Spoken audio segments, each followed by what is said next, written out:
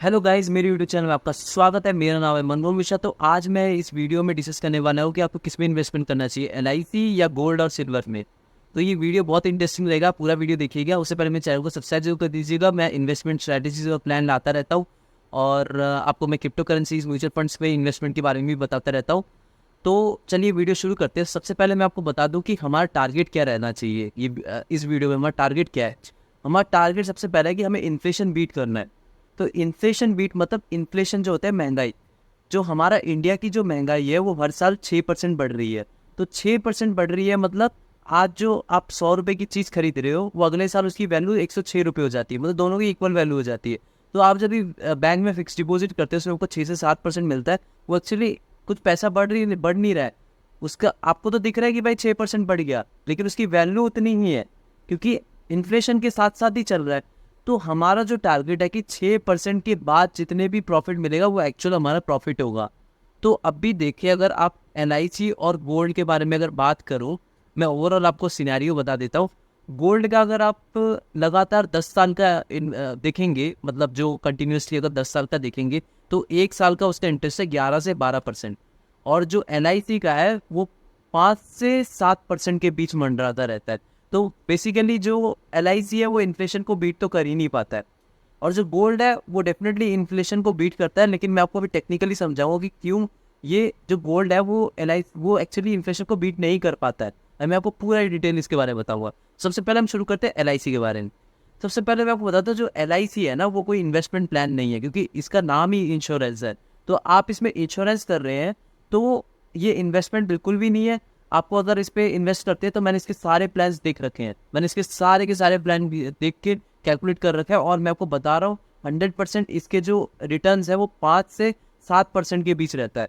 तो अब मेरा सजेशन रहेगा, अगर आप लोग मेरे से पूछेंगे कि तो फिर क्या एलआईसी में इन्वेस्टमेंट करना चाहिए, क्योंकि यार ये तो कोई मतलब बात नहीं हुई, मतलब ये तो इन्फ्लेशन के साथ साथ ही चल रहा है। तो मैं आपको ओवरऑल बता दूं कि देखो, हाँ या ना दोनों मैं आपको बताऊंगा। देखो, सबसे पहले मैं आपको बता दूं, ये इंश्योरेंस है, ये कोई इन्वेस्टमेंट तो है नहीं। तो आप इसको इन्वेस्टमेंट तौर पे मत लीजिए, इसको इंश्योरेंस के तौर पे लीजिएगा। और मैं आपको बता रहा हूँ ये 100% काम का है। मतलब आप ये मत सोचिए कि बेकार काम का ही नहीं है, आप ये लेना ही नहीं है, मतलब बिल्कुल भी नहीं, ऐसा नहीं है। आपके पोर्टफोलियो में एलआईसी होना जरूरी है। रीजन मैं आपको बताता हूँ क्या। सबसे पहले आप देख लीजिए, इसमें 5 पॉइंट, ये जो एलआईसी के 5 पॉइंट है ना, वो आपको कवर अप मिल जाए ना, तो आप एलआईसी के प्लान जरूर लीजिएगा। सबसे पहला आपको पेंशन प्लान मिलना चाहिए। मान लीजिए आपने 10 से 20 साल तक आपने इन्वेस्टमेंट करा, इन्वेस्ट तो मैं बोलूंगा नहीं, उसमें पैसा ही लगाओ, इन्वेस्टमेंट तो एलआईसी है नहीं। लेकिन आप इसमें अगर मान लीजिए लगाते हैं तो आपको 10 से 20 साल बाद आपको पेंशन मिलना जरूरी है, उसमें से पेंशन आना जरूरी है, सबसे पहली चीज। दूसरी चीज, आपका डेथ कवर मिलना जरूरी है। मतलब भगवान ना करे आपकी कुछ मतलब डेथ हो जाती है तो आपको फैमिली जो है ना, फैमिली को अच्छा खासा रिटर्न मिल जाए। मैं आपको बता रहा हूँ कि अगर आपकी डेथ हो जाती है, कुछ हो जाता है आपको, तो आपके फैमिली को कम से कम 20 से 25% रिटर्न देने की काबिलियत रखता है एलआईसी। तो ये अच्छा खासा होता है, जो कि बाकी आप दूसरे में करेंगे तो उसमें कोई गारंटी आपको नहीं मिलेगा। तो ये आपका थोड़ा फैमिली को भी सिक्योर कर देता है। तो ये चीज़ थोड़ा ठीक है। अब तीसरा चीज़ मैं आपको बताता हूँ। तीसरा चीज़ है उसका इंटरेस्ट। आप ये देख लीजिए कि उसका इंटरेस्ट 5 नहीं बोलो, 6 से 8% के बीच होगा ना तो ज़्यादा सही रहेगा। 5 से 8 या 6 से 8 जो भी है, आप इसके बीच में ही। ये नहीं कि आपको 3% 2% इंटरेस्ट दे रहा है, तो बिल्कुल भी मत लगाइए, बिल्कुल भी मत लीजिएगा ये प्लान। तो अगर इतना देंगे तो मैं आपको इसीलिए कह रहा हूँ, क्योंकि आप जब इंडिया जो है ये डेवलपिंग नेशन है, फ्यूचर में जब ये डेवलप्ड नेशन हो जाएगा तो यहाँ पे जब आपको 6 से 7% भी मिल रहा है ना जो बैंक में एफडी में, वो भी नहीं मिलेंगे। क्योंकि अब आप यूएसए में जाएंगे तो वो जो डेवलप्ड नेशन है, तो आप देखेंगे कि वहाँ पे जो बैंक में है वहाँ पे सिर्फ 1% या 2% ही मिलता है इंटरेस्ट फिक्स डिपॉजिट में। तो ये जो फिक्स डिपॉजिट में जब इतना कम मिलता है तो वहाँ पे तो सारे इन्वेस्टमेंट ही करते हैं तभी। तो अभी जब आप एलआईसी में ऐसा प्लान लेंगे जिसमें आपको फिक्स रिटर्न 6 से 7% मिलेगा, जब इंडिया भी डेवलप्ड नेशन हो जाएगा फ्यूचर में, तो ये जो बैंक का जो इंटरेस्ट है अभी जो 6 से 7% मिल रहा है वो भी नहीं मिलेगा, वो 1-2% पे आ जाएगा, सब इन्वेस्टमेंट की तरफ ही जाएंगे। तो उसके लिए हमारा प्लान होना चाहिए कि भाई एलआईसी में लॉन्ग रन में आपको 6 से 7% तो दे ही दे, क्योंकि आप 10 से 20 साल तक इन्वेस्ट कर रहे हैं। तो ये चीज़ आपके दिमाग में होना चाहिए। उसके बाद आपका होना चाहिए कि आप लोन, अगर आपको कुछ लोन चाहिए होगा तो उसमें क्या होता है, अगर आप एलआईसी में कुछ लोन की भी छूट मिलती है, मतलब अगर आप इसको दिखा देंगे तो आपको इंटरेस्ट कम देना पड़ता है, मतलब बहुत ही कम होता है। मतलब मेरे ख्याल से 5 या 6% की इंटरेस्ट में आप लोन ले सकते हो। तो बहुत ही अच्छा खासा होता है एज कम्पेयर टू बैंक्स। तो ये चीज़ आपको देखना है। और लास्ट पॉइंट जो मैंने आपको ये बताता हूँ, लास्ट पॉइंट जो है वो है टैक्स रिडम्पशन। आप मान लीजिए आपकी जो इंडियन रेजिम है जो अभी टैक्स हो रहा है, तो आप अगर उस टैक्स के अंडर आ गए हैं, मतलब आप टैक्स देना शुरू कर रहे हैं, तो आपको टैक्स बचा देगा। तो आपका जो टैक्स जो गवर्नमेंट को देने वाले थे वो आपका यहाँ इन्वेस्ट हो जाएगा। तो ये चीज़ आपका कवर अप अगर है ना LIC, तो बहुत तगड़ा है। मतलब आपको ये नहीं कि सारा पैसा आपने उसी में लगा दिया LIC में, बिल्कुल भी नहीं, क्योंकि इन्वेस्टमेंट है नहीं। लेकिन कुछ पोर्शन आप लगा सकते हैं अपने पोर्टफोलियो का, 20% 30%, ये बहुत ज़रूरी है। अगर आपने मान लीजिए अपने 10,000 रुपये इन्वेस्टमेंट करते हैं, तो आप 2,000 या 3,000 रुपये आप अपना LIC में लगाइए। ये ज़रूरी बन जाता है, क्योंकि आपको एक फिक्स्ड रिटर्न देता है और लॉन्ग रन में आपको ठीक ठाक सा रिटर्न दे देगा। और आपका ओवरऑल जो ये कवर अप दे रहा है, तब मेरे को आप पूछेंगे कि यार ऐसा कौन सा प्लान है जो कि सारा कवर अप दे रहा है। मैं आपको बताता हूँ कि LIC जीवन उमंग है, LIC का जीवन आनंद है। वैसे ही आप अगर रिसर्च करेंगे तो आपको बहुत सारे ऐसे प्लान LIC में मिल जाएंगे, लेकिन ध्यान रखें आपकी 4 से 5 कवर अप आपको मिलना ज़रूरी है, जो मैंने आपको पॉइंट्स मेंशन करे, तभी आप लीजिए, वरना मत लीजिए, एकदम वेस्ट है।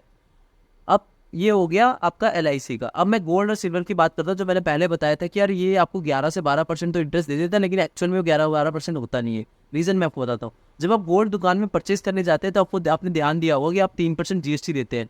तो आप 100 रुपये का सोना 103 रुपये में खरीदते हैं। तो आप जब परचेज करते हैं, तब आप ऑलरेडी 3% लॉस में परचेज कर रहे हैं गोल्ड।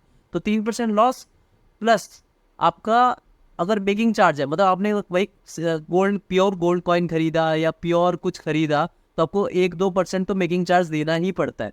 तो अगर आपने 1% लगा लो, चलो 4% या 5% लगा लो, अगर इसमें आपने मेकिंग चार्ज दे दिया, तो 5% आपका माइनस ही कर दो इंटरेस्ट से। तो 11% 12% आपको जो मिल रहा है, 12 से 5 माइनस करा, कितना हुआ? 7%। और हमारा इन्फ्लेशन कितना है? 6%।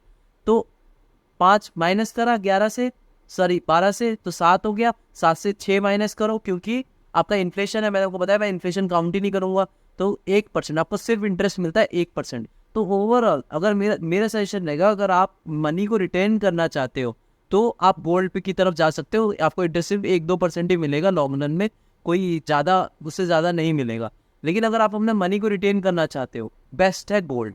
लेकिन अगर आप मनी को रिटेन नहीं करना चाहते, मतलब आपको इन्वेस्टमेंट करना चाहते हैं, तो आप दूसरी प्लान्स में देख सकते हैं। जैसे मतलब आपको 15%, 14% या 20% चाहिए, तो आप म्यूचुअल फंड की तरफ जा सकते हैं। लेकिन अगर आप इसमें प्रॉपर इन्वेस्टमेंट की तरह सोच रहे हैं कि फ्यूचर में आपको बहुत अच्छा खासा रिटर्न दे देगा, तो गोल्ड ऐसा नहीं देगा। आपके बस मनी को रिटेन कर रहा है। तब के टाइम में जैसे अभी 1 लाख रुपए का आप गोल्ड करोगे, और तब के टाइम में अगर 3 लाख हो गया 10 साल बाद, तो वैल्यू उसकी उतनी ही है। मतलब आप ये मत सोचो कि बहुत ज़्यादा बढ़ गया है यार, ये ऐसा कुछ नहीं, वैल्यू उतनी ही है 10 साल बाद। तो कोई आपको अच्छा खासा रिटर्न नहीं दे रहा है, ये आपको सिर्फ रिटेन कर रहा है। तो ओवरऑल देखा जाए तो दोनों को मैं बोलूँगा, मतलब कंक्लूजन में मैं बोलूँगा, दोनों इन्वेस्टमेंट नहीं है, लेकिन दोनों अपनी अपनी जगह है, ठीक है ना। और मैं आपको एक चीज़ बताना भूल गया सिल्वर के बारे में। तो सिल्वर का तो मैं बिल्कुल भी सजेशन नहीं दूंगा, क्योंकि सिल्वर का जो इन्वेस्टमेंट, अगर आप शॉप के तौर पे ले सकते हो, जो बार होते हैं या कॉइन्स होते हैं, लेकिन वैसे इन्वेस्टमेंट के तौर पे सिल्वर में मत जाइए, क्योंकि उसका जो रिटर्न होता है वो 8 से 9% होता है। तो 8 से 9% में अगर 3% GST लग जाता है, माइनस कर दो, तो 5 या 4% मिलता है। तो वो तो इन्फ्लेशन को भी बीट नहीं कर पा रहा है, आपको कोई कवर अप भी नहीं दे रहा है। LIC तो चलो कवर अप दे रहा है कि आपकी डेथ बेनिफिट, अगर डेथ होती है तो फैमिली को कुछ मिल जाएगा, या फिर आपको बाद में पेंशन भी मिल जाएगा, और कंसिस्टेंटली फिक्स आपको इनकम भी देगा। और फिक्स्ड उसने देखा है कि 6% आपको इंटरेस्ट मिलेगा, लेकिन इसमें कोई फिक्स भी नहीं है। तो अगर आप ये दोनों चीज़ पे आप कंपेयर करिए बस LIC और गोल्ड को, तो मैं उस चीज़ में कंक्लूजन बताऊंगा कि आपको, अगर आपको इंश्योरेंस लेना है, कवर अप लेना है, तो आप उसमें LIC में जा सकते हैं। लेकिन अगर आपको इस कवर अप कुछ नहीं चाहिए, आपको सिर्फ मनी रिटेन करना है, मतलब जो है उतना ही चाहिए वैल्यू, और फ्यूचर में 1-2% ज़्यादा रिटर्न दे देगा, तो वो आप गोल्ड की तरफ जा सकते हो। तो ये मेरा ओवरऑल कंक्लूजन था। तो मैं चैनल को सब्सक्राइब जरूर करिएगा, मैं ऐसे वीडियो लाता रहता हूँ। Thank you.